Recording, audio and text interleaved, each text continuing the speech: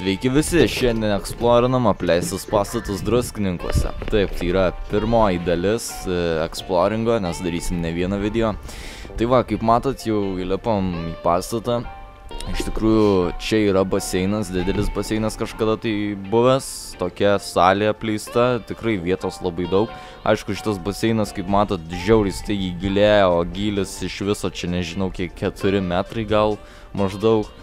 Jo, tai va, čia toks kaimelis, nieko įdomaus, einam atgal. Dabar eisim apžiūrėti, kas gero yra kambarėliuose. Iš tikrųjų, visas šis pastatas padarytas iš tokių baseinų visokiausių salių, taip toliau ir panašiai. Na, nieko įdomaus iš tikrųjų tokio labai nebuvo. Čia tokie tamsus kambarėliai, ten tualetas. Gerai, čia biškį užkliuvau. Ok, na va, sporto salė buvus kažkada. Tokia žiauriai apleista. Na, dabar lipam į antrąjį aukštą. Gerai, aš čia užsuku pasižiūrėti, kaip atrodo iš viršaus baseinas, iš tikrųjų gan įspūdingai. Tai va, dabar jau užlipam, aišku, ant stogo. Na ką, irgi nieko įdomaus, iš tikrųjų, nėra labai didelis pastatas. Na ir nusprendėm biškį pabėgiot.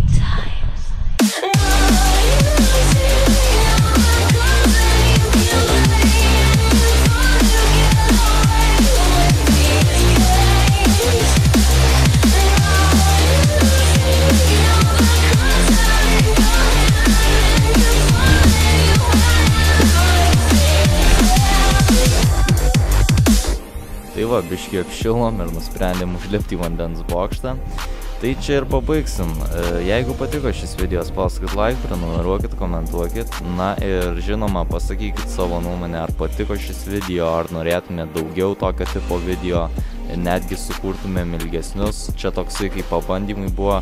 Jeigu jūs sudomino, tai žodžiu komentuokit, sakykit savo nuomonę ir lygiai kito susitikimo.